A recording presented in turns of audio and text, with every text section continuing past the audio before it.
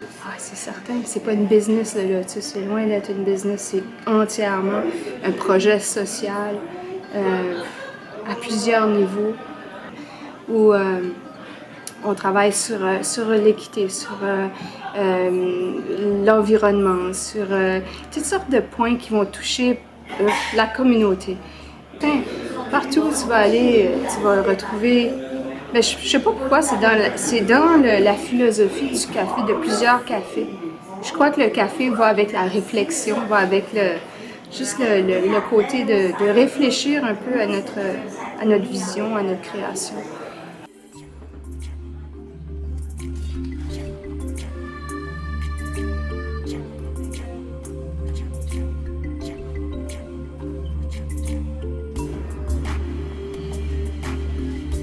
Pas d'orientation précise à nulle part, à part d'offrir de la qualité puis un produit local. Parce que pour moi, acheter, c'est voter. Qu'est-ce qui m'amène au café? Ben, j'ai toujours rêvé d'avoir un café, un endroit où on peut aussi... puis le lotus, le mot lotus, ça représente une fleur qui pousse souvent dans la boue. Bleu, parce que c'est la couleur du chakra de la gorge.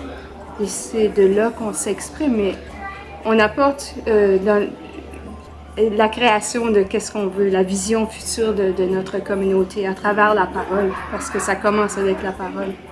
Je suis partie du Canada la première fois, je suis allée en Australie, et puis j'ai découvert le coffee shop. Mais le coffee shop où on refait le monde, pas où on parle du voisin.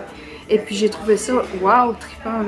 J'ai dit, ah, ça, c'est un milieu dans lequel j'aimerais traîner. Le lotus existe avec moi, il me suit partout. Parce que partout où je me suis installée sur la planète, j'avais toujours genre un lotus, mais il s'appelait le Love Shack. Puis il s'est appelé le lotus quand j'étais ici à Saint-Basile, quand je me suis installée dans le lotus dans le garage. C'est ça, j'avais deux amis qui étaient prêtes à le faire avec moi pour de vrai, là, parce que moi je m'amuse à jouer au café. T'sais. Et puis c'est ça, ça a donné ça ici qui est vraiment génial.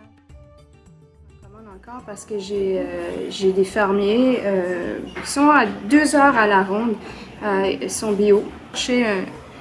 On appelle ça le grassroots. Hein? On va chercher du voisin parce qu'on veut que l'argent reste ici.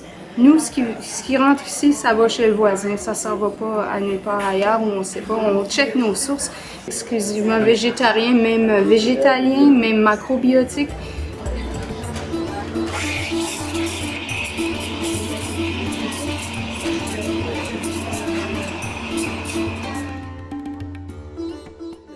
Il y a l'autre côté où le bar est, où on sert les cafés, on sert la nourriture. Et puis il y a ce côté ici qui est un peu plus calme. Alors on dirait que c'est une loi invisible. Les gens, quand ils viennent ici, ils veulent être tranquilles.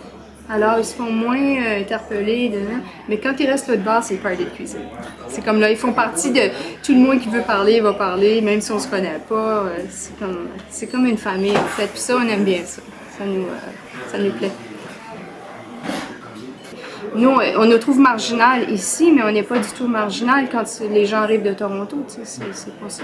On a une poignée de monde qui ont voyagé, qui ont goûté à d'autres choses, puis qui sont prêts à nous accueillir ici et à nous soutenir. Puis ils sont là depuis le début, 2-3 fois par jour. C'est génial comme clientèle. Puis vraiment, je pense qu'on a la plus belle clientèle au monde. Vraiment, là, je dis ça, là, mais c'est vrai.